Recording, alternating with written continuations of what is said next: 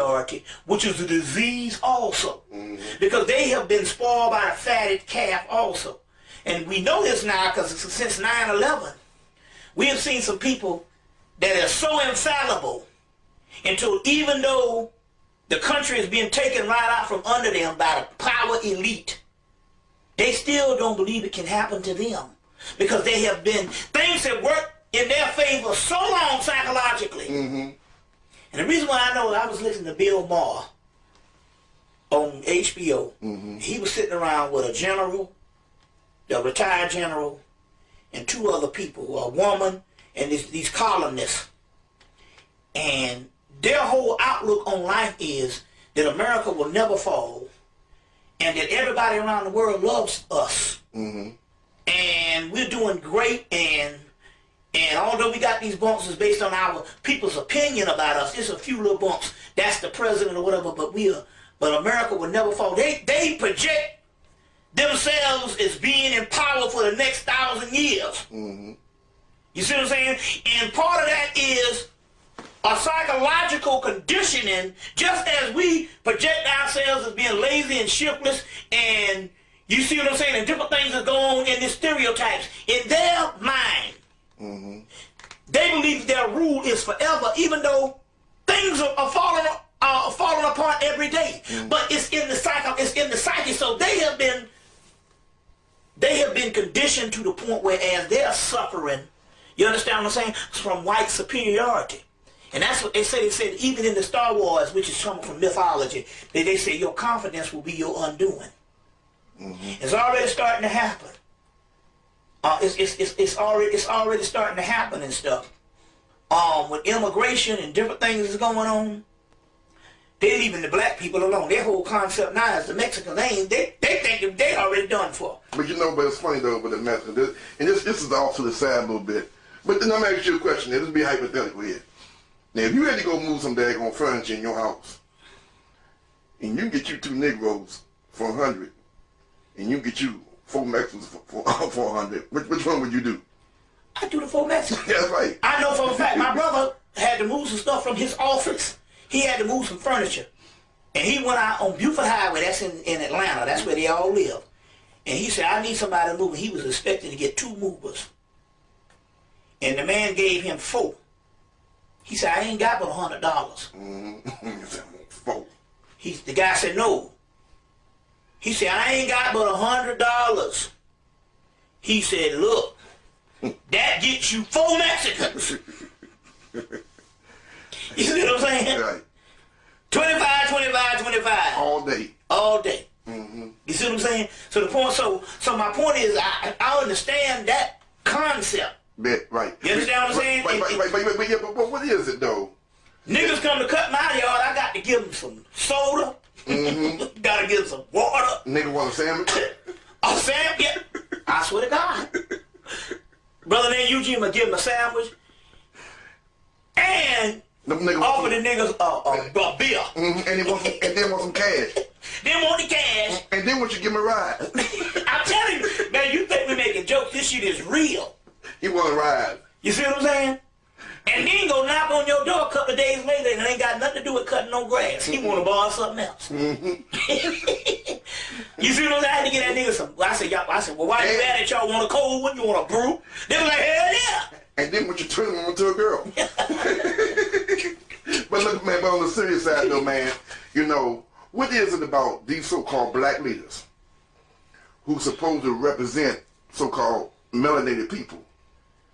They can't never just represent the people. They gotta always include the Spanish when they do. The blacks and the Spanish. What's up with that, man? Well, that's the, well, you know, well, that it's you know, well, it's a, whereas the Spanish don't never include us in nothing. Right, yeah. Ever. Right. You don't never hear no Spanish. Right. When they had this whole national march day the other day, they didn't have the black leaders. They didn't have Al Sharpton and them sitting up there. Right, all the correlation of black folks. Right, exactly.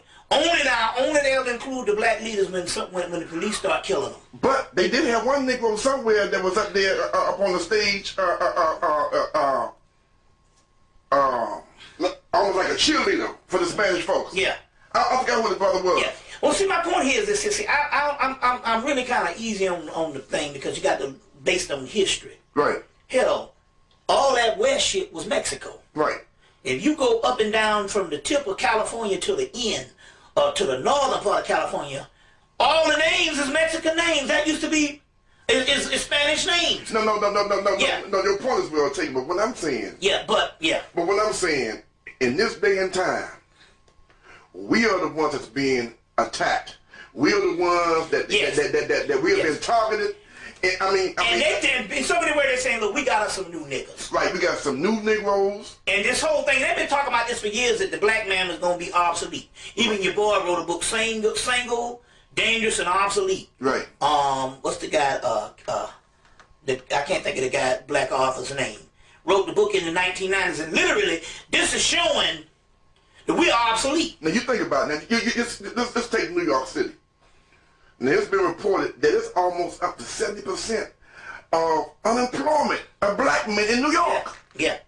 And when I saw the Hispanic community in Atlanta alone, one city had 55,000 Mexicans march. Then they're saying that, and I heard a radio show where they saying that they done really, when they talk about this border control thing, the government done pulled back and they ain't even checking no borders. They say it's about 1,200 a night coming across the border. Mm-hmm. You see what I'm saying? Mm-hmm. There's no way if you had border control you would have 1,200 people. It ain't got nothing to do with that.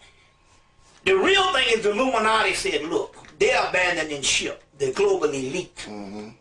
And they saying they're getting out of the country. And not only that, but America has become expendable. Right. And they saying give it to the Mexicans. Right. They say, basically. Right. In other words, they saying, the jig is up on America. Exactly. Period. Exactly. Now, based on that, you notice Bush goes back and forth, him and Vicente Fox are always having this powwow. Mm-hmm. And I read in the paper just the other day that the Mexican ambassador is now telling the government what they gonna do when it comes to these Spanish folks. Right. Because they come out and say, they tell them what they gonna do. But guess what? You know why? Because they, see, here goes again, spoiled by the fatted calf. These white folks is sitting up here, or either the government has got them thinking your stuff is secure, but in all honesty, they spoiled by the fatted calf, because all honesty, this shit ain't nothing but El Segundo. Mm-hmm. It's Mexico. Mm-hmm. You see what I'm saying? Now let me give you another example of some things on how it's time out. Is with this whole homeland security and all this stuff here, it's time out for this whole Islam thing. Oh man, yeah, hey man, look, we gotta talk about that, because see, a lot of people, brothers and sisters, whether it be the Nation of Islam, mm-hmm. whether it be Orthodox Islam, or whether it be the Moors, yeah, they don't understand that the European structure and this Judeo-Christian ruled government is at war. Yeah. With this here. And I think the war was declared on them from the Queen of England ever since that Dodi Diana thing. Mm-hmm. You see what I'm saying? Mm-hmm. It's probably earlier, but I'm just trying to say the catalyst of that is one of them arrows was able to get into the royal house. I don't care if she was running around freelancing and make this girl pregnant and they had to kill her. And you got to understand, with them, it's a ritual. Mm-hmm. Then they go, well, look, we're going to go to war with all of them. Mm-hmm. And, well, but see, and that's my point. For instance, I'm a Moor, but I know it's a lot of my Moorish brothers and sisters, when they greet each other, they say Islam Mo. Right. Okay? Now, that might sound good. But I don't think a lot of them is aware that a lot of stuff is on the ADL website. And not only that. And not only they that. They don't realize this here about terminology, just like United States versus America. Right, which is two different things. Two different things. Let me tell you something. Islam was created by the Vatican in 1919. Mm-hmm. All I know is most of the books that I got from the 1800s on.